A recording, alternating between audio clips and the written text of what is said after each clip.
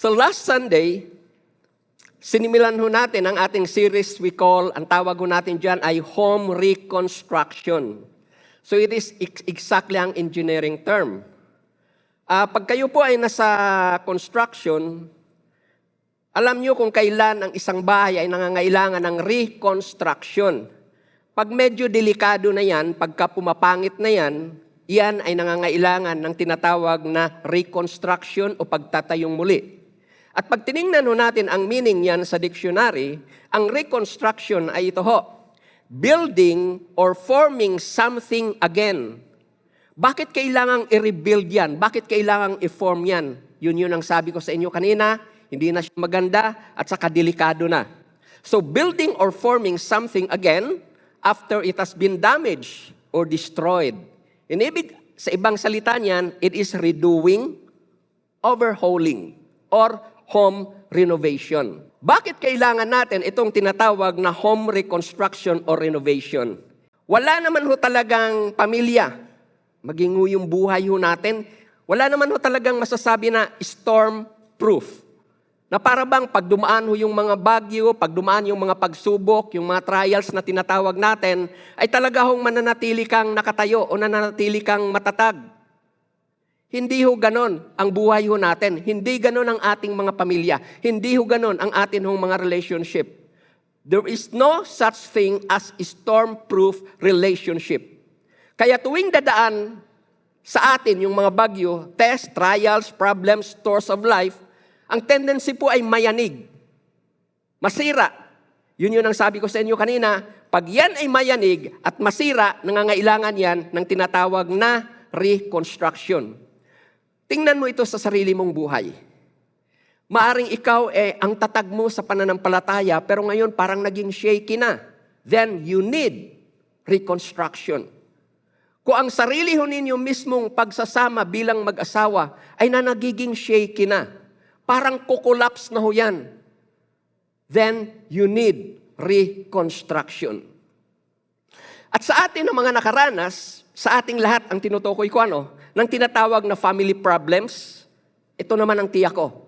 Bawat isa sa atin, gumawa naman talaga ng paraan kung paano ito maayos. Yung mga sigalot na nating naranasan, tiyak ko ho, gumagawa tayo ng paraan para yan ay maayos. Kaya lang, parang wala ho talagang masasabi ho natin na noteworthy. Yung para bang something na masasabi mo na, yes, this is it. Nakaahon na ho kami. Kadalasan nga ang nangyayari, ito, umiikot lamang tayo. Anong ibig kong sabihin ho dito? Pagka tayo ay may mga sigalot, pagka tayo ay may mga problema, naaayos saglit.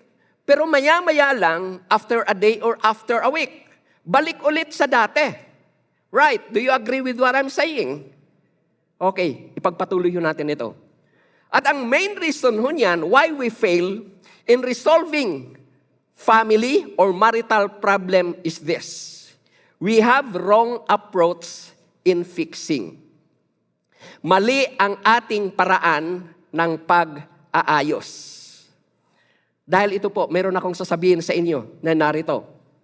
Wala ho yan sa tindi o laki ng problema ang tunay nating problema. Kundi dahil mali ang ating paraan ng pag-handle o pagharap sa mga ito. Kaya po ang title ng ating message ngayong umaga ay ito ho, The Deals of Relationship, or it is the deals specifically for marriage. Ngayon, para maintindihan ninyo kung ano ang ibig sabihin ng ating title na yan, let's define first, deal. Ito ang definition ng Oxford Dictionary about deal. Sabi niya, deals are measures to be taken. Yun po ang mga hakbang para maayos, to put something right. So in connection sa ating series, our message today is about measures to be taken to put our relationships right once it starts to crumble. Pagka medyo gumuguho na ho yan, kailangan ho natin i-deal ho yan. Or it has already a tendency to collapse, kailangan natin itong deals of marriage. So ngayon, nakikita na ho natin kung bakit iyan ang ating title. Kasi yan po ay mga hakbangin na nararapat nating gawin para yung relationship mo sa Diyos, yung relationship mo sa asawa mo, relationship mo sa anak mo ay maayos. Gusto po ba natin yan? Tutulungan na tayo ng Diyos kung paano gagawin yan. So last Sunday, ay sinabi ng ating senior pastor na ang main reason kaya nakakaranas tayo ng tinatawag na great difficulty sa ating mga marriage ay dahil sa plain truth na, ito ho, lahat tayo, pakisabi nga, kasama ako. Single ka man, may asawa ka man, ito ho, ay sinners. Ibig sabihin yan, all of us has flaws. May sira ho tayo. All of us has defects. May diferensya ka. May pagkakamali sa iyo na makikita. Iyan ang ating makikita sa Romans chapter 3 verse 23. Ang sabi yan, all of us have sinned and fallen short. Ang ibig sabihin niya ng fallen short, may kulang ka lagi. Kahit na may gagawin ka, may tendency na yan ay kakapusin. Hindi yun sapat ang mga ginagawa ho natin. Kaya sabi yan, all have sinned and fallen short of the glory of God. And I'll prove to you na yung verse na yan ay totoo, lalo na sa mag-asawa. Ito ho. Ano ba ang karaniwang maririnig ninyo sa awayan? Pag nag-aaway, ang ilang mag-asawa, hindi ko naman sinasabi lahat. Kasi ho, baka hindi naman ito nagagawa ng ilan. Di ba ito yon? Minsan marinig natin itong kataga na ito. Ang tanga mo. O, di ba? Wala ka bang kukote? Napakasimple, yan lang. Okay. Halimbawa na ang nagsabi mo yan, ang nagsabi sa iyo niyan, asawa mo mismo. Okay. Ipagpalagay natin na totoo. Ipagpalagay na natin, hindi ko naman sinabi na totoo Ipagpalagay na lamang natin na totoo, tanga ka nga, bobo ka nga. O ngayon, ito ang tanong ko. Ano naman ang itatawag mo sa nag-asawa ng tanga at bobo? Oh. Eh di, mas lalo. Oh, alam nyo na ang isasagot, Pag narinig nyo yan, sabihin mo, ML ka, mas lalo ka. Gusto ko lang na makita ho niyo na tuwing may ibinabato sa atin, in reality, kung gustuhin ho natin, mayroon din talaga tayong makikita na mali sa Kanya. Bakit? All have sinned. Yun lang naman ho yun talaga. Ito ang gusto kong maunawaan nating lahat na narito, lalo na doon sa mga may asawa ka na. Hindi ka nasira, hindi ka nagkaroon ng problema dahil nag-asawa ka. Okay. Hindi nasira ang buhay mo, hindi ka nagkaroon ng problema dahil nag-asawa ka. Ito ang totoo, bago ka pa mag-asawa, may sira ka na talaga. Right or wrong? Wow, ang lakas Ito, bago ka pa mag-asawa, problemado ka na talaga. May problema ka na sa sarili mo Kaya hindi mo yan masisi doon. Okay, sana mabawasan na ang sisihan sa loob ng ating mga tahanan. Yun nga lang, maaaring madagdagan yan pag nag-asawa ka na.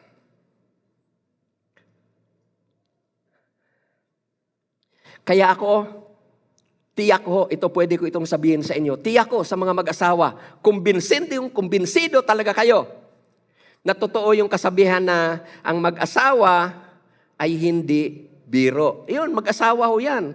Pero mayroon akong sasabihin sa mga singles, huwag niyong daanin sa biruan ang pag-aasawa. Kung minsan ho kasi dinadaan ho ito dito biro lang, sila na. Ang pag-asawa ho ay hindi dinadaan sa biro. Bakit? Tingnan po ninyo ito. Paano mo mapagkasundo yung dalawa na magkaiba ho yung upbringing? Magkaiba yan kung paano pinalaki So yung gustong ulam yan, tiyak iba yan kaysa sayo. Ang gustong pananamit yan, style ng pananamit, iba yan kaysa sayo. Ito pa ho.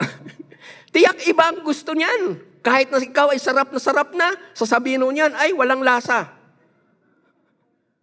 Kasi po, magkaiba ang gusto nyo eh. At ito pa ho, magkaiba ang prinsipyo ninyo. So, paano mo, in reality, ito, pag-isipan nyo ninyo, paano nga ho ba kami magkasundo? Pagka ganun, halos magkaiba kami sa lahat. Well, titingnan ho natin, mamaya, all things are possible with God. Si Lord ang bahala kung mayroon man tayong kaibahan sa upbringing, sa mga gusto natin, at sa mga prinsipyo na ating nilalakaran. Maging ako po na nagsasalita sa inyo, pastor po ako ay actual na magsasabi sa bawat isa sa inyo na narito, na ang pag-aasawa ay hindi lang yan saya. Hindi lang yan ginhawa. Kami mismo na mag-asawa, asawa ko narito, pati ang isa kong anak narito, may naranasan din ho kami nakakambal nung tuwa at saya. Ano ang kakambal ho noon? Kapaitan. Kapighatian. May kakambal ho lagi ho yun eh. That is why marriage is not easy. Well, maaari hong sabihin ho ninyo, no, hindi ho yan totoo. Nakapagpakasal nga ako kaagad eh, nakapag-asawa nga ako kaagad eh. Yes, to be married is easy. But to stay married, that's no longer easy. To stay married is the difficult part of marriage. Do you agree po? Mga singles, wag ho kayong ma-discourage doon sa mga sumagot. Ito po. At times so kasi, I will get frustrated with my wife. Mapuprostrate siya sa akin. Madidisappoint siya sa akin. Vice versa ho yan. And humanly speaking, ito sa makatao talaga na kaisipan o prinsipyo, sino man naman ang hindi magagalit o mainis kung, ito, pag uwi mo, lagi na lang magulo yung bahay. Ito pa ho, pag uwi mo, yung medyas, nakakalat. Pinagpalitang damit, nakakalat. Buti ho sana kung sa kwarto eh. Eh ang problema, nandoon sa kainan. Kung humanly speaking, ang tinutukoy ko sino ba naman talagang hindi iinit ang ulo ho? Ito, sino ba naman ang hindi init pagkahalos araw-araw na lang may makikita kang ilaw na hindi napatay? O, electric fan na hindi napatay. Sino ba naman talaga hindi init ang ulo doon? O ito, kung isa sa inyo ay lagi na lang late sa mga lakad, nagtanong pa kung anong oras, nang sinabi mong oras, late pa rin. O, sino ba talagang hindi init sa ganon? Ito, tuwing uuwi ka, lagi na lang hawak cellphone. Lagi na lang nanonood sa TV. Ito pa ho, nasa bahay lang, lagi-lagi ito nasa bahay naman, wala namang ginagawa, pero ayaw man lang tumulong na magligpit o maglinis. Ikaw lang ang inaasahan niya sa pag-aalaga ng iyong anak, ng iyong supling, ng iyong maliit na anak. So humanly speaking, sino ba ang hindi mainis pagka ganun ang iyong mararatnan o mararanasan? It may not be daily, but weekly.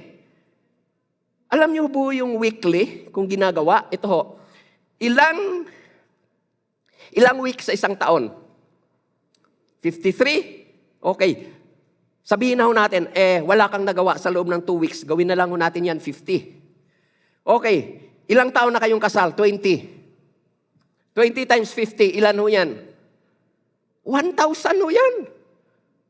Kaya kung lagi-lagi ho yun, sino ba naman ang hindi mainis? Doon, kung may gumagawa, doon sa mga binanggit ko At kung lagi mo itong naranasan, malamang, ang maisip mong solusyon ay ganito.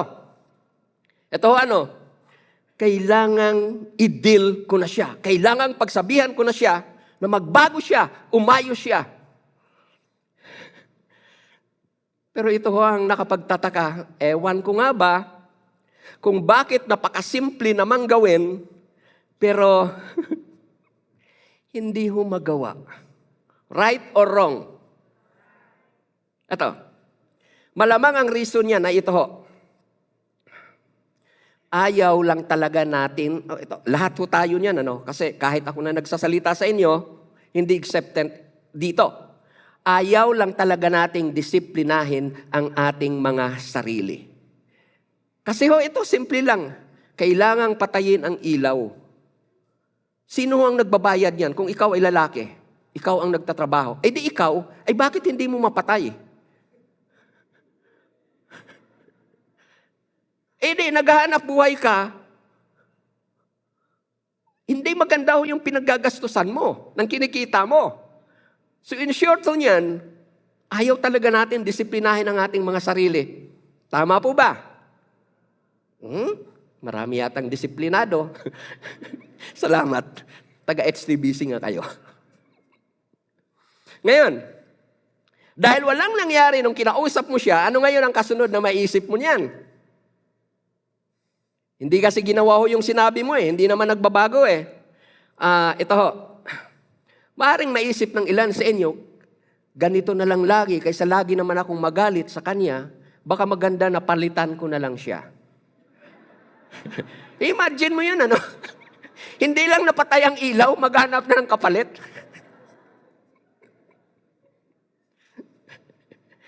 Ito, salamat na lamang dahil kayo ay taga-HTBC, maring member kayo ng small group, maring narinig nyo na ang galing ng ating senior pastor mag-counsel. Kaya ang ginawa niyong desisyon, ayan, nilapitan nyo ang ating pastor, pumunta kayo sa inyong small group, pumunta kayo sa inyong close friend, at saka humingi ng payo.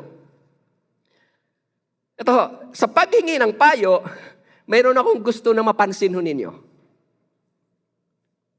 Ito, ipagpalagay na ho natin ikaw ito ang tinutukoy ko, Kunyari lang, kahit na ikaw talaga ito, kunyari lang. Paano mo kaya sasabihin kay pastor ang problema mo? Ito, malamang ganito ho yan. Pastor, problema ko po ang asawa ko. Bakit naman? Ganito, ganyan. O, kunento mo na. Kaya lamang po, kung ikaw yung pastor na nilapitan, tiyak malilito ka. Mag-iisip kayo na, bakit malilito si pastor? Kasi pag tinanong ni pastor, yung asawa mo na sinumbong mo, tiyak ang sasabihin niya ay ganito rin. Kung ano yung sinabi mo, pastor, siya po talaga ang problema ko. At kung magbago lamang siya, aayos na kami. Ang point ko dito, kung ano yung isusumbong mo na mali niya, mayroon din siyang makikita na pwede niyang isumbong sa'yo. Kaya ito tuloy ang nangyayari pagka ganun ang ginagawa ho natin Yung sinumbong, nagsumbong din. Yung inakusahan, inakusa din. Yung itinuro din. Bakit nangyari ito? Kasi parehong may mali. Agree po kayo? Kaya nagtuturuan kasi pareho na may mali. Walang tama sa kanila. Mga Mr. at saka mga Mrs., agree po ba kayo? Okay. Mga Mrs., kung narinig niyo yung Mr. ninyo na nag-amen, kampante ka. Aminado siya. Kaya po sa buhay may asawa, ay totoo yung sinasabi ni Lord sa Matthew chapter 7 verse 4. Ito ang galing ho ng mag-asawa dito. Natin. Ito pansinin niyo ito. Paano mo masasabi sa iyong kapatid, sa asawa mo, halika, alisan ko ang puwing sa iyong mata, kung may troso naman sa iyong mata? Mapagkunwari, alisin mo muna ang troso sa iyong mata sa nagsusumbong, saka mo makikita kung paano alisin ang puwing sa mata ng iyong kapatid. Okay. Yung puwing na yan, sa English ko kasi niyan, ang tawag ko dyan ay either it's a twig or a stalk. And I will show to you kung ano ang ibig sabihin niyang twig sa English. Yung puwing na yan. Okay. Para ma-differentiate yung difference ng twig sa lag, ito naman po yung lag, troso. Yan. Okay. Yung nagsumbong, base sa verse na yan, yung nagsumbong, troso ang nandun. Yung isinumbong, yun lang. Dulong sangaho yan. Ano ang ibig sabihin yan? Pag sinabi mo na twig, yan ay napakagaan. Napakadaling dalhin yan at napakadaling walisin yan. At pag sinabi mo naman na lag, yan po ay mabigat. Napakahirap po yan dalhin. Ngayon, alam nyo ang pinaka-best application ng verse na yan? Sa habit at sa karakter natin na mag-asawa. Doon ho natin yan i-apply. Pag in-apply ho natin ang verse na yan sa ating mga habit at sa ating mga character, it's so easy for us to correct others. But so difficult. Kasi ang nasa iyo lag eh. But so difficult to improve ourselves. Ang dali ho nating magturo ho doon. Sana ho iwasan na ho natin yung pagtuturuan kasi ho, every time na yan ang ating ginagawa, it's just like saying, ikaw ang may problema. Ine-exempt mo ang sarili mo. Now, here's my main point on what I'm discussing to you. Kaya po hindi nawawala ang misunderstanding ninyo, natin. Dahil ang gusto nating mabago ay yung partner natin. Ito, I will reinforce what I said. Hindi nyo ba napapansin na tuwing ipinagdidiinan mo na siya ay magbago, ganun din ang ipinagdidiinan niya sa'yo? Hindi nyo ba napapansin yan sa ating mga relationship? Tuwing may ipagdidiinan tayo sa Kanya na kailangang ito ang mabago sa Kanya, tiyak may ipagdidiinan din siya sa atin na ito ang dapat na mabago sa atin. Do you agree? Okay. Brethren, isa lang ang ipinakikita niyan. Yung pagtuturoan ng mali is not the right way to fix our problem. Mali ho yun. Nakikita na po ba natin ang ating situation sa loob ng ating mga tahanan? Kung pagtuturoan ho ng mali, ang ginagawa ho nating solusyon para maayos ang problema, yan po ay mali. Dahil ang tunay na paraan para magkaroon ng kaayusan, ng pagsasama, ay ito ho. Hindi dahil nabago mo ang partner mo, kundi dahil ikaw ang unang nagbago. Yun po yun. Kanina ho, gusto mo ayusin siya. Pero ito po ang sinasabi ko sa inyo na bagong pamamaraan. At ito ho, mamaya, i-reinforce ko po ito ng salita ng Diyos. Ang tunay na paraan upang magkaroon ng kaayusan ng pagsasama nyo ay hindi dahil nabago mo ang partner mo, kundi dahil ikaw ang unang nagbago. Sa ibang salita ho niyan, there is, ito po, change the you and that he or she will change for you. Kung ikaw itong tinuturo ko na you have to change the you and that he or she will change for you. Sa ibang salita ho niyan, change yourself and they will change for you. Change yourself and they will change for you. Brethren, you might keep on looking for ideal marriage. Pag sinabi ho natin na ideal marriage, yan po yung uliran na pagsasama. It is a good example of a family. Narinig ko ho yan. And that's exactly what I'm desiring bago po ako mag-asawa. Bago pa po ako manligaw, yun na ho talagang nasa mind ko. At tiyak ko ho, lahat ng mga, lalo na yung mga mananampalataya, pangarap din yan. Pero sa buhay may asawa ho at sa pag-aaral ko ho nito ho, this is what I have found out. I will never have an ideal marriage unless I will deal with the I first. Ano ang first letter sa ideal? It is I.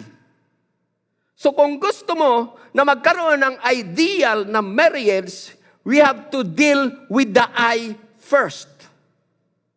Now, here's my biblical basis about that statement. 1 John chapter 4, verse 19. Ito, pansinin niyo kung paano tayo nag-respond sa pag-ibig ng Diyos. Ang sabi diyan, we love Him. Bakit? Mayroong nauna eh. Now, you see? Kung ganun ho ang ginawa ng Diyos sa atin, the same principle applies to our relationship. That's the way God build relationship sa atin. Una siya. So yun yung pattern natin ngayon para ma-build ang relationship sa ating mga tahanan. At wala ho yan kasi ikaw ang panganay. Hindi ho yun. Kailangang ikaw muna. O ikaw ang bunso. Wala ho yun doon. So sabi yan, we love Him because He first loved us. Salamat na lamang ho. Sa tingin ko, kung walang Diyos na nagmahal, bakante ho ito. Wala akong preacher dito. Wala akong pastor na narito. Kung wala yung verse na yan. It is the basis, that verse is the basis of all godly relationship. There is God who first loved us. Kaya na-develop ang ating relationship sa Kanya. Kaya nanatili tayong tapat sa Kanya kasi may Diyos na unang nagpakita ng katapatan sa atin. Apply that to our relationship. Apply that. Ito ho, papatutunayan ko po yan sa inyo sa natural.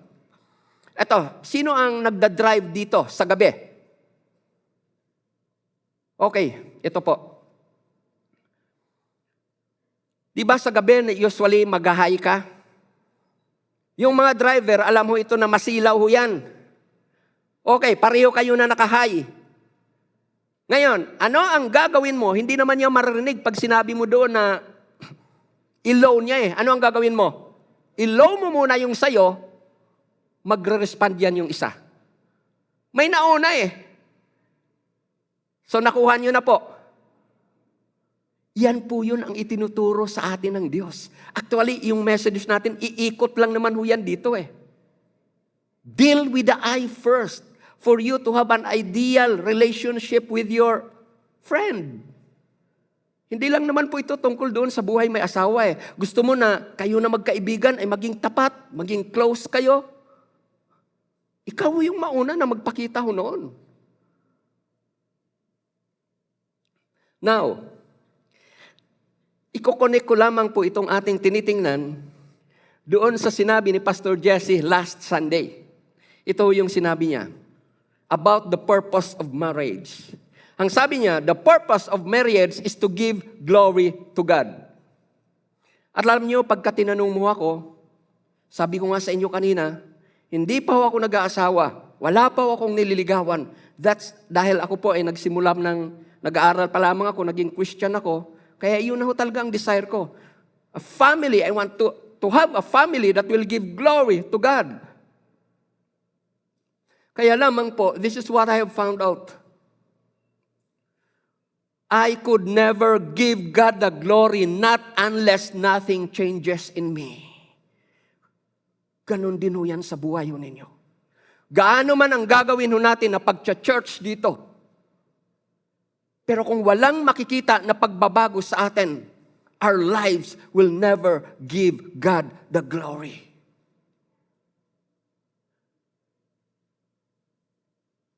Do you get my point? Do you understand what I'm saying?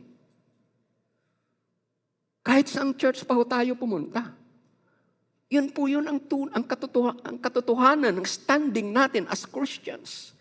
Not unless something changed in me. Kahit na mayaman ka, you could never give God the glory. Dahil we can only give God the glory if something changes in me. Anyone who is in Christ, he is a new creation. All things have become new. You're becoming new. It is what gives God the glory. I could never enter heaven by my own. Bihis ako. magpakabuti ako, magpakabait ako. I could never enter heaven by my own. Things that I have will never give God the glory. I could only give God the glory if God see the change that wants to do in my heart. Yun po yun.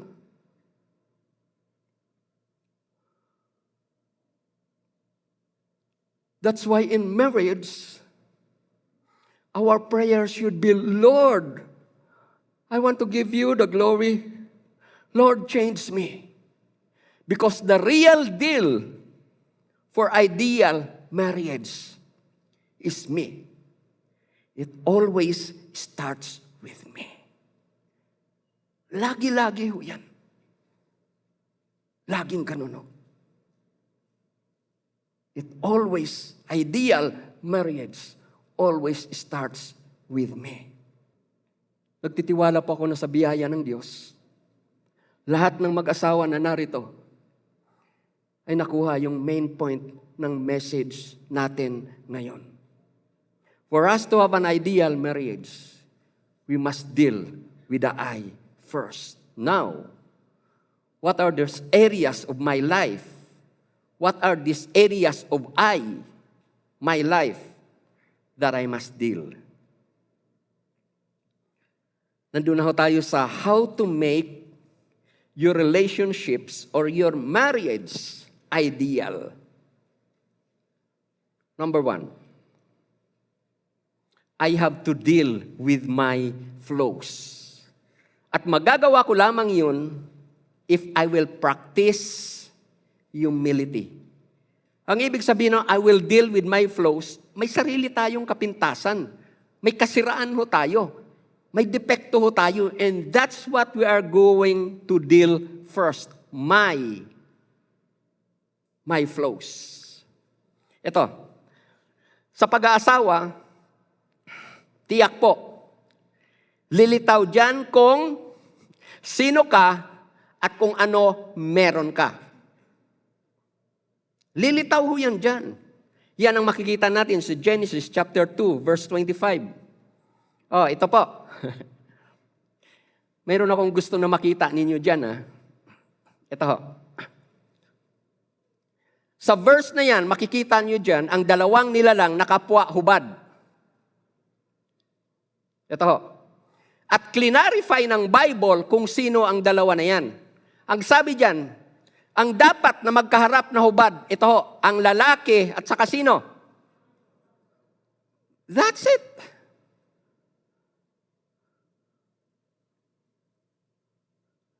Clear po yan sa Bible. Na kung mayroon man pong dapat na dalawa na magkaharap na hubot-hubad, ikaw at yung asawa mo lamang.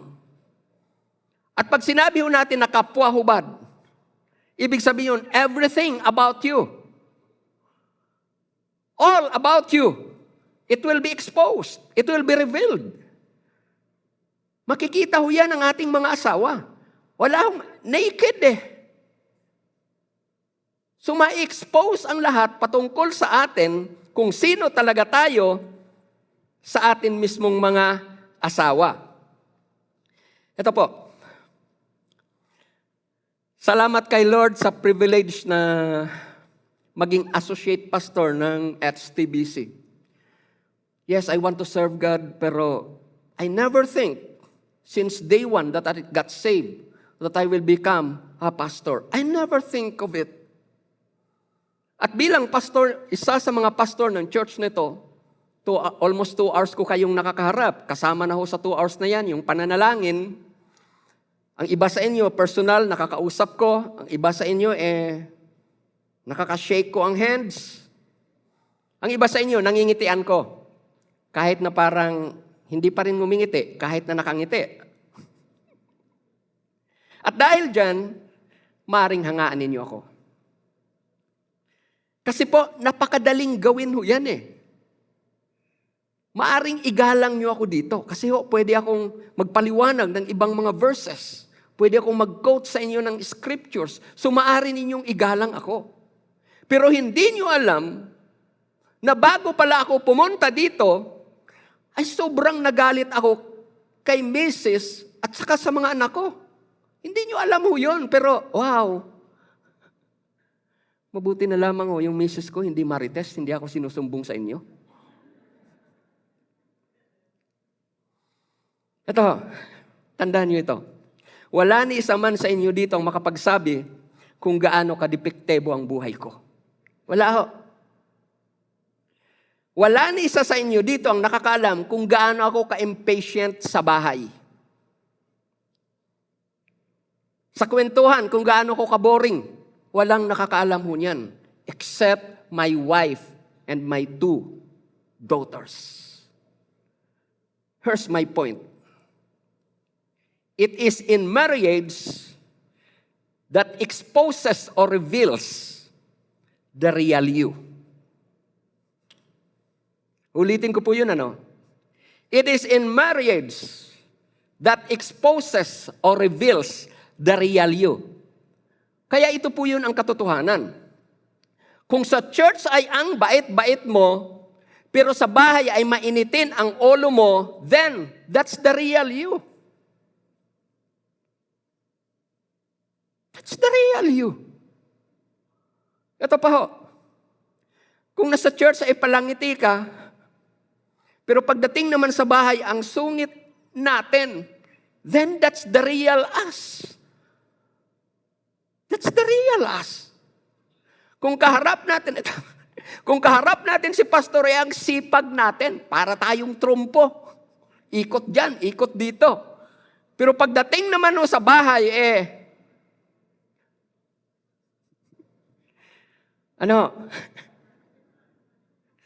Deadma, walang ginagawa. Ganun ka talaga. Yun talaga. Ito, mga kadalagahan, pakinggan nyo ito. Kung sa harap ng nililigawan nyo, kayo ng mga binata,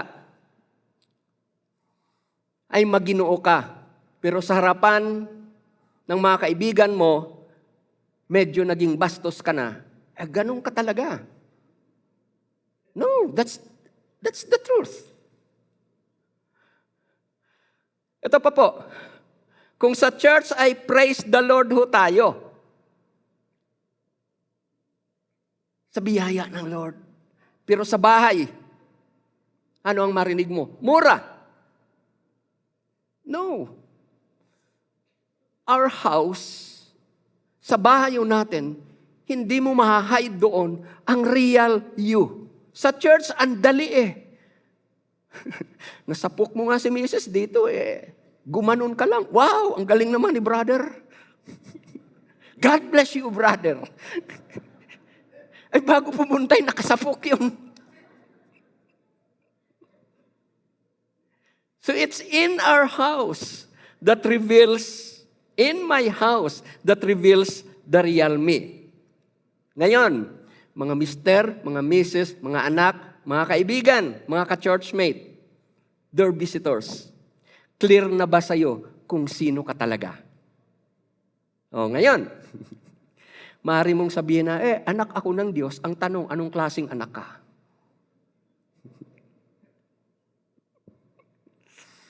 Alam niyo kung meron mang lalong higit, ang point ko, salamat, may pastors tayo na narito, meron na tayong small group leaders. Pero ito ang gusto kong sabihin sa inyo, lalo na kung ang asawa mo ay kasama mo sa church. Kung meron mang higit na makakatulong sa iyo para magbago, yan ay walang iba kundi ang asawa natin. Imagine mo yun, Lagi mong pinagagalitan yung tao na itinalaga ng Diyos na tutulong sa iyo. Kaya nga ang word yan, helpmate Helpmate.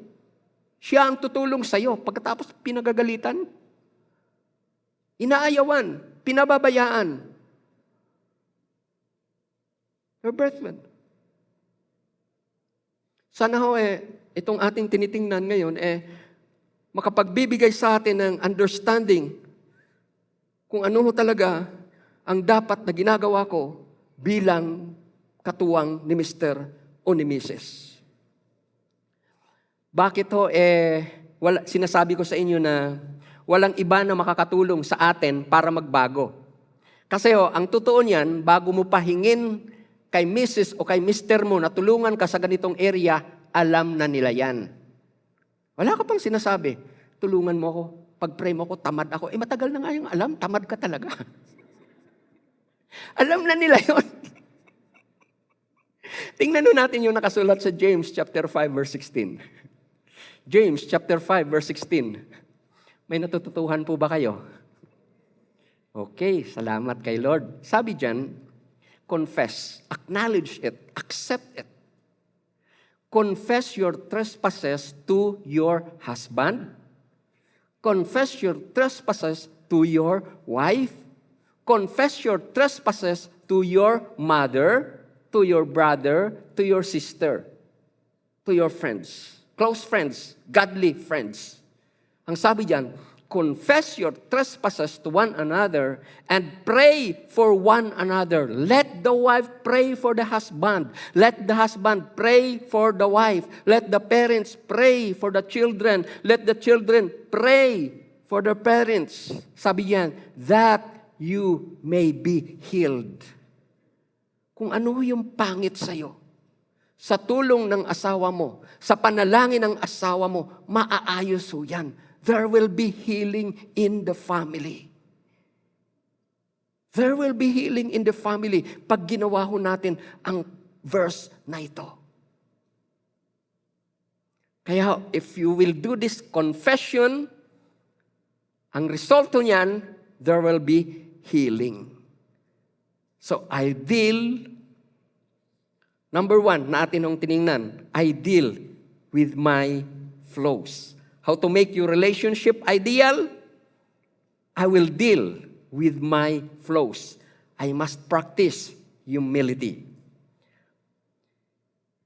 Ang pangalawa ho, na kailangan ho nating i-deal, kailangan ho nating gawa ng paraan para maayos sa atin mismong mga sarili, ay yung tinatawag natin na insecurity. Yung para bang you lack confidence for who you are. We lack confidence. At para ho ma-develop po yung tinatawag ho natin na para ho maiwasan ho natin yan, yung tinatawag na insecurity or lack of confidence, there is a need for us to understand acceptance. How God accepted us specifically. Ito po, dito sa sanlibutan, ang acceptance ay laging nakadepende sa performance. Pag sinabi ko performance, kung ano ang nakikita sa iyo, tanggap ka ng tao. Yun ang maging basihan niya kung tatanggapin ka niya o hindi. Kung ano yung nakikita sa iyo. Ngayon, sa tao ho yan. Kaya ho, ayaw ni Lord na gawin ho natin yan sa ating mga relationship kasi ho, wala naman hong tao, wala ni isa sa atin ho ang tuloy-tuloy na makagawa ho niyan. Yung lagi ka na lang may gagawin, lagi ka na lang magpiperform para lang matanggap ka, wala hong makagagawa ho niyan. It is simply because darating ang panahon, ikaw na malakas ngayon, kaya may nagagawa ka, darating ang panahon, manghihina ka. In short ho, ang buhay ho natin, nagde-depreciate. Lahat, nagde-depreciate ho yan. At pag nag-depreciate ho yan, ang value mo, ang magagawa mo, ay hindi na yan kaysa kagaya ng noon. So kung performance ang gagawin ho nating batayan, bakit tayo accepted sa loob ng tahanan, problema ho yan. This is the reason. Salamat na lamang mo talaga kay Lord. Kaya ginawa ng Diyos na covenant ang marriage at hindi contract. Bakit? Kasi sa kontrata, may kailangang gawin tayo para gawin din sa atin yung ginawa natin. Yun ang kontrata eh. Ang kontrata dapat laging may palit sa ginawa mo. Kaya lang sa pag-aasawa, pag in-apply ho natin yan, darating ho yung oras na isa sa inyo ay mauna na magiging incapacitated. Anong ibig sabihin ng incapacitated? Yung nagagawa mo ngayon, darating ho yung panahon, hindi mo na yun magagawa sa kanya. At kapag iyan ay ginawa ho natin na contract, malamang iiwan ka kasi in PA ka na. Anong in PA? Non-performing na eh. Salamat na lamang at hindi ginawa ni Lord na kontrata. Kung hindi, baka nakipag-contract tayo kaagad sa iba. Ngayon, upang lalo niyong maunawaan ang difference between contract and covenant, let me show to you this table of difference. Salamat at ginawa ni Lord na covenant ang marriage. Well, gusto kong i-define sa inyo ano ang covenant. Ang simpleng meaning ng covenant is, it is a promise of faithfulness, regardless of. That's all. Simplest definition of covenant. At ganun ho yun si Lord sa atin.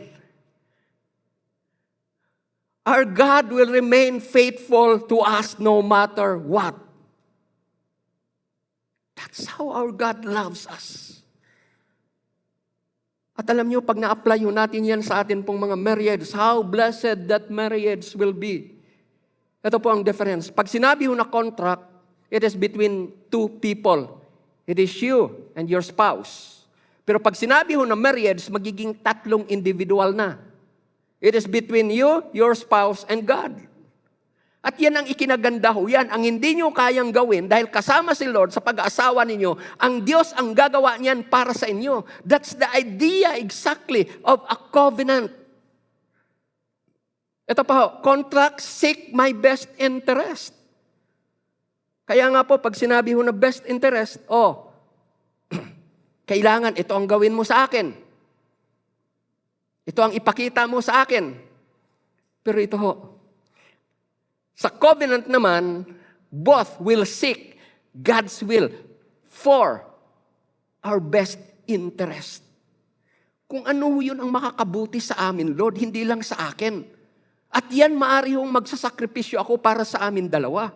Yun ang ibig sabihin ng covenant. Ngayon, sa contract, we negotiate terms. Ako ang nagpo-provide ng mga needs ninyo. Bakit hindi nyo man lang ako mag-greet sa birthday ko? Pinadadalhan ko kayo ng mga pangangailangan ninyo. Bakit hindi nyo man lamang ako? Alam nyo na.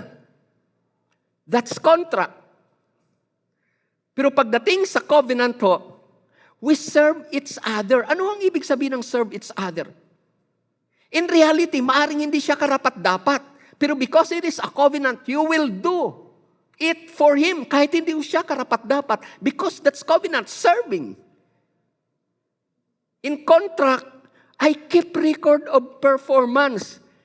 Ako kahapon, ginawa ko ito. Bakit ikaw ay hindi?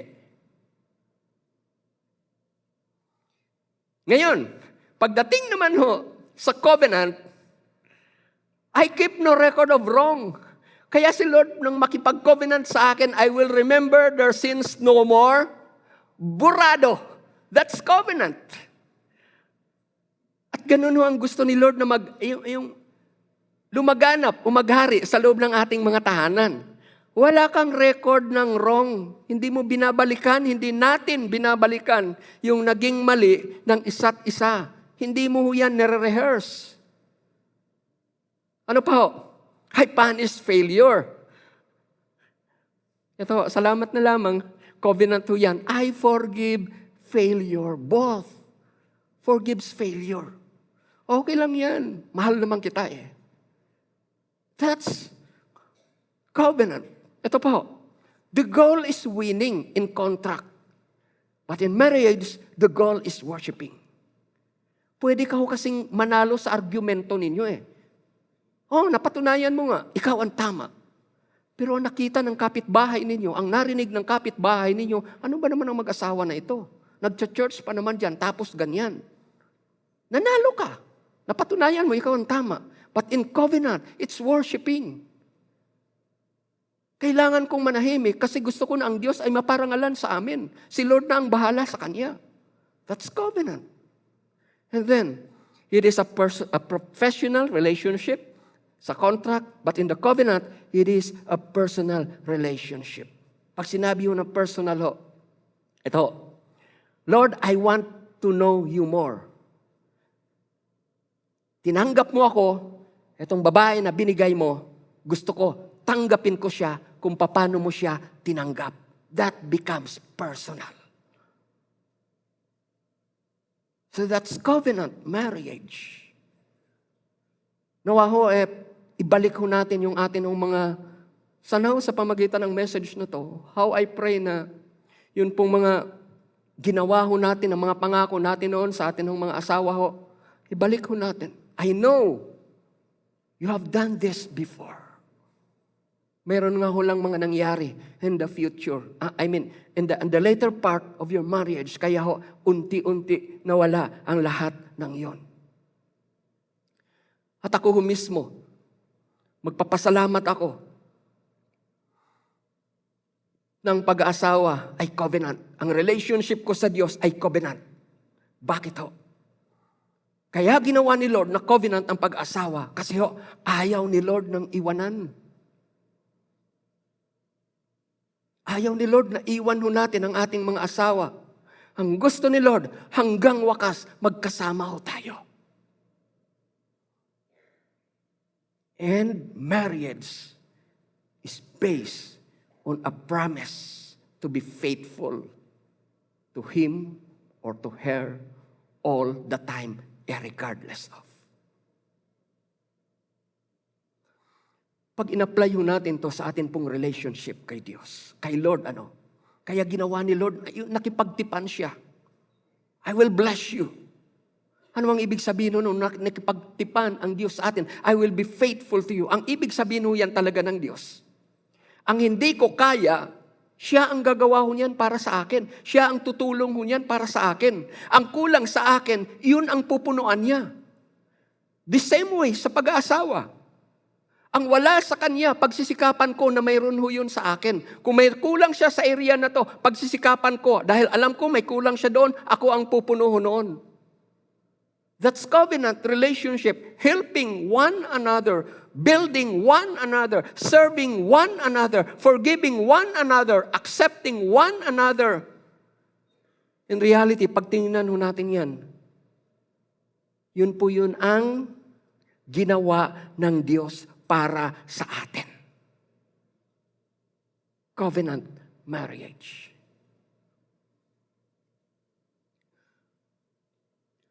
At alam niyo tanging sa marriage lamang, in reality, in its real sense. Sa marriage lamang natin pwedeng maranasan ang ganitong klase ng commitment. You only get secured to the one who is committed to you.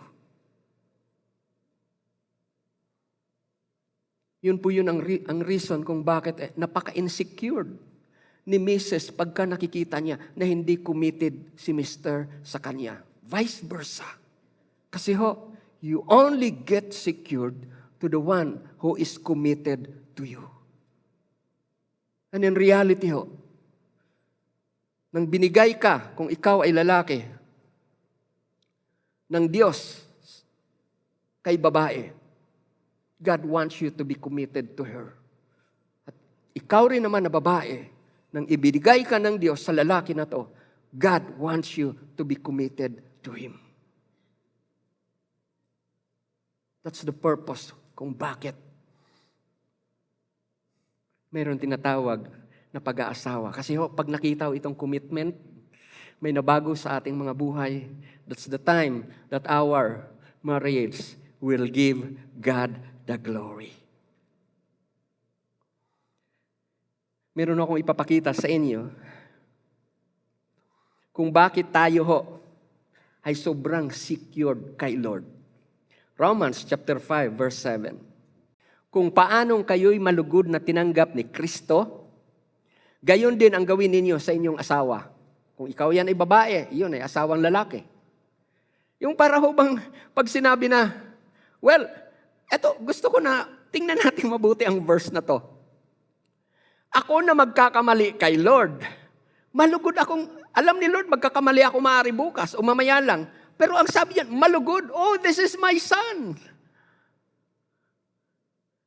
Tuwang-tuwa ho siya. Natawagin ho tayo na anak.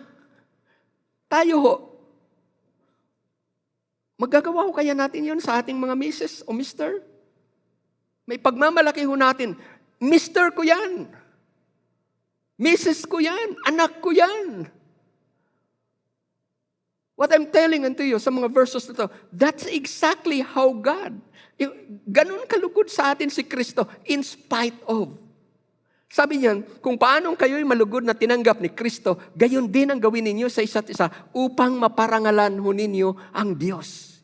Yan po yun ang reason pag in-apply ho natin ang verse na to sa marriage. So, without acceptance in marriage, that marriage will never give God the glory. Upang maparangalan ninyo ang Diyos. Bakit ho? Yung nasa taas, tinanggap May pagtanggap na ginawa No matter who he is, who she is, accepted ko siya. Kasi siya yung pinag-pray ko. Kung paanong kayo'y malugod na tinanggap ni Kristo, gayon din ang gawin ninyo sa isa't isa upang maparangalan ninyo ang Diyos. Now, verse 8. Ito po. Sabi diyan, ipinadama ng Diyos ang kanyang pag-ibig. Alam niyo, it's not just words. Yung ipinadama, yung sabi lang, I love you. Hindi ho yan, ang ibig sabihin ho niyan,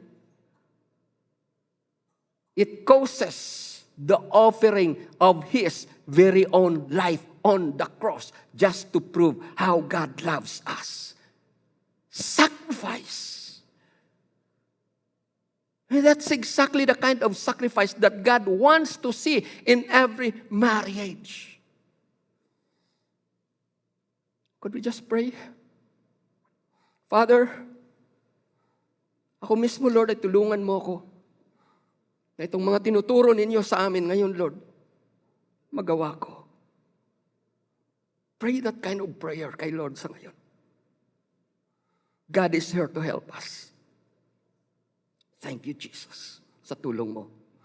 Ngunit ipinadama ng Diyos ang kanyang pag-ibig sa atin nang mamatay si Kristo para sa atin nung tayo'y makasalanan pa. May action. May action. So, how to make your relationship ideal? Number 1, I will deal with my own flaws. Number 2, I will deal with my insecurity or lack of confidence. At magagawa ho natin yan if we understand how God accepted us. Yung parabang kampante ako, alam ko, ano man ang mangyari, mananatiling tapat ang asawa ko. Alam niyo, mayroon akong mga kilala ho dito. Ikwinento nila sa kanilang asawa, nagkaroon sila ng problema sa iba. Pero tinanggap po sila. Alam mo anong nangyari? Mula ho noon, hindi na ho naulit ho yun. That's what acceptance does. At isa ho ito sa nakikita ko na kulang, sa ating marriage. Hindi ho talaga natin natutuhan na tanggapin ang asawa natin. Ano man siya, sino man siya. Ang point, kung ang pag-ibig ng Diyos ay nasa atin ho, bakit hindi ho natin siya matanggap? The love of God constrains us. There could be a problem there. Baka may kulang, o baka wala, o baka hindi ho talaga natin pinapansin. Number 3, I deal with my unsatisfied desire.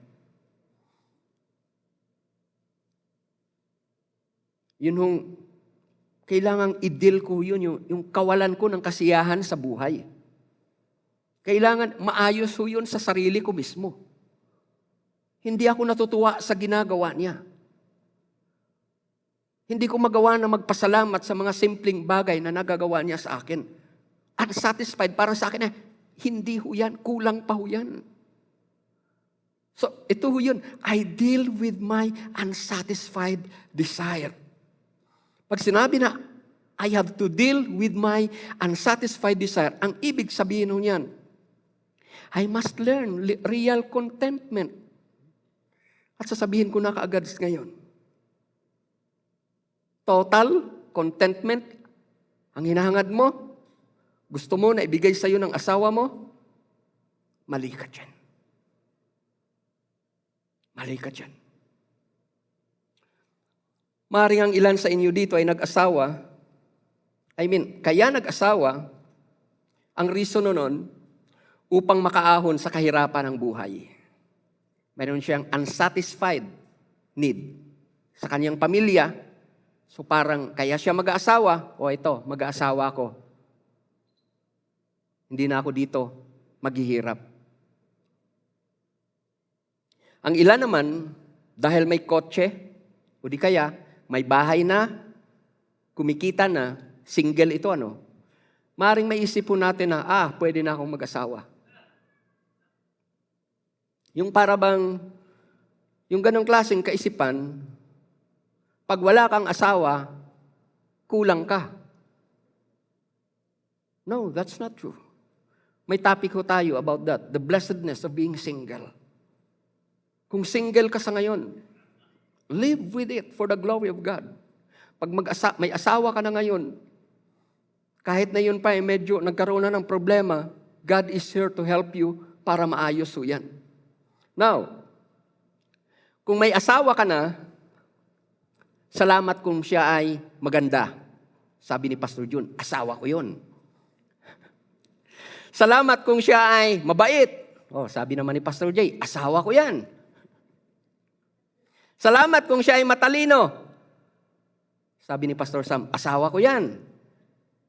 Ngayon, salamat kung siya ay maganda, mabait, matalino at mapagmahal. Asawa ko yan.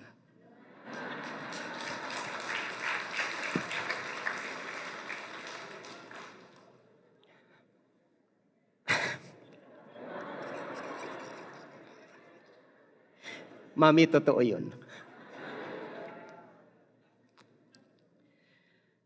But let me tell this to you. Lahat ng binanggit ko sa iyong reasons ay hindi sapat para ma-fulfill ang buhay mo. And this is the truth that we must all realize now. No human being and nothing in this world can really satisfy us. God alone can. God alone. Kaya hindi natin pwedeng hanapin sa ating asawa yung tunay na satisfaction. Meron tayong nakikita lagi na yung diagram na nakalagay sa Espiritu ang buhay, yung the Spirit gives life. Kung mapapansin ninyo, dito muna tayo magsisimula. Ito ho. What makes you complete? If the Spirit of God is in you. What makes you incomplete? If the Spirit of God is no longer in you. At ito ho yung problema ngayon ng tao, yung empty na yan. Gusto niya ilagay si Mrs. dyan. Gusto niya ilagay ang pera dyan. Gusto niya ilagay ang karir niya dyan. Gusto niya ilagay ang accomplishment niya na dyan. Pero mayroon nung nagsabi ng ganito.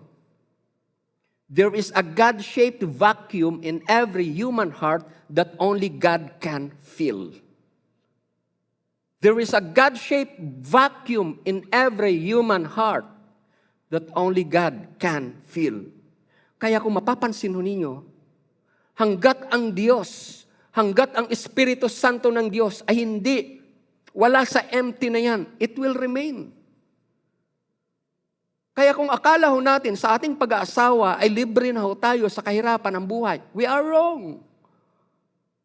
Magiging ayos lamang ang buhay ho natin, hindi lamang ito sa buhay may asawa ang tinutukoy ko. I'm referring to your life now.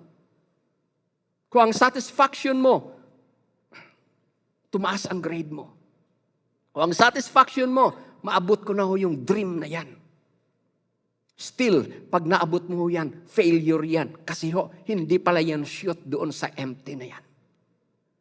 Bakit ho?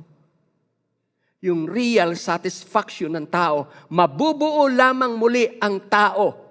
Mai-enjoy lamang niya ang presence ng Diyos Ang ginagawa ng Diyos sa kanyang buhay, once ng Espiritu ng Diyos ay muli makapanahan sa kanyang buhay. And the Spirit of God did not come to you kasi nakapag-asawa ka ng Kristiyano, ng pastor, ng lingkod ng Diyos. It don't. It nevers. It comes to us. That emptiness that will be filled only once the Spirit of God filled our heart once again. Reside in our heart once again. Bakit ho? Ang kailangan ko pala sa buhay ko, sa emptiness na yan, ay si Jesus. Yun po pala ho yun yung magpupuno. Yun ang reason, pwede ho nating ipaliwanag, bakit ang buhay mo ay hindi masaya? Bakit diskontento ka pa rin? Bakit parang may kulang pa rin? Ang kulang na yan, si Jesus, wala sa buhay mo. Kaya nagkaganyan ang relationship na yan, malamang ho yan, generally, si Jesus, wala sa pagsasama ninyo. Kaya ganyan ang nangyari sa trabaho mo, malamang si Jesus, wala sa trabaho mo. Kaya ganyan ang nangyari sa mga plano mo kasi gumawa ka ng plano na wala si Jesus. Dear brethren, maayos lamang ang buhay mo pag si Jesus ay kasama mo. Next slide.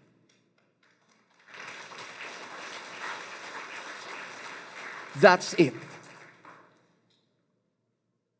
That's it.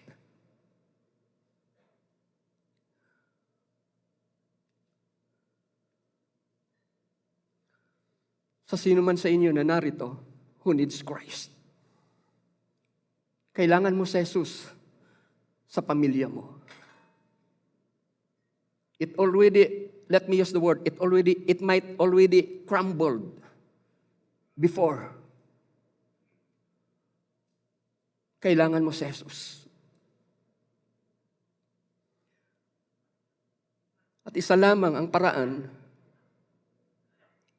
para maranasan natin ang tulong ng Diyos sa ating mga buhay. Tanggapin natin si Jesus bilang sariling Panginoon at tagapagligtas ng ating mga buhay. Yun ay simpleng pag-amin, Panginoon, hindi maayos ang buhay ko kung wala ka. Hindi maayos ang pamilya ko kung wala ka. Mananatili ako sa sitwasyon ng nangangamba kung wala ka. Mananatili ako sa isang lugmok na kalagayan kung wala ka. At simple lamang ho. Salamat na lamang po. Ginawa ng Diyos na napakasimple ang paglapit kay Jesus. Hindi natin kailangan lumuhod. Ang kailangan lamang natin ay pananampalataya. Pananampalataya na pagka ikaw ay tumawag kay Jesus, diringgin ka niya. At sa ngayon let the heart pray, not the mouth only. Sundan niyo ang maikling panalangin na ito at ariin niyo ito bilang iyong personal na panalangin sa Diyos. Panginoong Hesus, sa mga oras na ito, lumalapit ako sa iyo. Panginoon, kailangan ko kayo. Gusto kong maging maayos ang buhay ko. Gusto kong maging maayos ang relationship ko sa anak ko. Gusto ko na maging maayos ang relationship ko sa asawa ko. Narito ako, Lord, humihingi ng tulong sa iyo. Tinatanggap kita bilang sariling Panginoon, Diyos, at tagapagligtas ng buhay ko. Salamat, Panginoon. Alam ko, mula ngayon, panatag ako na ang buhay ko, ang pamilya ko, ang sarili ko ay maging iba kaysa dati dahil sa tulong mo. Thank you, Lord. In Jesus' name. Amen. So kanina, mayroon na tayong tinirang things that we need to deal in our life, our flaws, our insecurity, and our unsatisfied desire. At ang sabi ko sa inyo kanina, we could only have an ideal marriage once I will deal with the I first. But some of you might argue, Paano kung gagawin ko yan, Pastor? Pero ang partner ko ay ganun pa rin. Valid reason. Pwede po. Pwede pong mangyari na gagawin mo ito, pero parang wala pa rin mangyayari sa partner ho ninyo. Ang iba ho sa inyo ho dito, nagkasanga-sanga na. At ang iniisip mo sa ngayon, parang ang hirap na ho talagang ayusin. Parang hindi na ho kayang mabuo muli ang pamilya ho ninyo. But let me give you this illustration. Bago ilagay ng Diyos si Eva at saka si Adan sa sanlibutan, ang description ng Bible ho dyan, wasak. Everything in this world, wasak. Now, ilagay mo ang sarili mo na nasa sanlibutan. Kung yung lahat na nasa sanlibutan, naayos ng Diyos, gaano pa kaya yung buhay mo? Hindi ho kaya yan kayang ayusin ng Diyos. Kung lahat ng bagay na nasa sanlibutan noon, nagawa ng Diyos na ayusin, wala akong makitang dahilan kung bakit ang buhay mo na yan, ang relationship mo na yan, ay hindi magawang ayusin ng Diyos na makapangyarihan sa lahat. Kapatid, kung mayroon kang ganong klase na parang agam-agam, may bibigay ako sa iyo na verse at sana ho, itong verse na to, magbigay ng pag-asa sa iyo. Philippians chapter 1 verse 6. Ito, ang sabi ng Bible, ang Diyos ay meron nung binigay sa atin na pagtitiyak. And once God says, I will do, He will do. Of course, it's not according to our time. Sabi dyan, tinitiyak ko sa inyo, ito, mabuting gawa na pinasimulan. Ngayon ba ang Diyos ay nangusap sa iyo? Kung ang Diyos ay nangusap sa iyo ngayon, mayroon na siyang mabuting gawa na pinasimulan sa puso mo. At ang sabi sa Bible, ito ho, tinitiyak ko sa inyo, ang mabuting gawa na pinasimulan sa inyo ng Diyos, Kanyang lulubusin. Oh, dear brethren, there is always hope in God. Wala akong sayang na buhay sa Diyos. Maaaring ang buhay mo na yan noon. Naglingkod ka kay Lord, naging okay ka. But all of the sudden, something happened. Naglilingkod ka na kay Lord noon. Tinitiyak ko sa iyo, ang mabuting bagay, ang mabuting gawa, naranasan mo na yung tulong ng Diyos noon. Kung ikaw ay may pamilya, may asawa ka sa ngayon, ang mga anak mo nga ipinangalan mo pa sa mga Bible character, then all of a sudden, nakita mo yung anak mo na ipinangalan mo sa Bible character, mukhang ibaw yata ang tinatahak na landas. Hindi kagaya nung gusto mo na mangyari sa kanya. Pero ano ang sabi ng Bible? Tinitiyak ko sa inyo, ang mabuting gawa na pinasimulan sa inyo ng Diyos ay Kanyang lulubusin. Hindi pa tapos si Lord sa ating lahat na narito. But one thing I assure you, God is keeping on working in my flows. God is keeping on working in my insecurities. God is keeping on working in my unsatisfied desire. And dear brethren, pag si Lord ang nagsimula, tinitiyak ko sa inyo, tatapusin yan. Bakit? Jesus is the author and the finisher of our faith.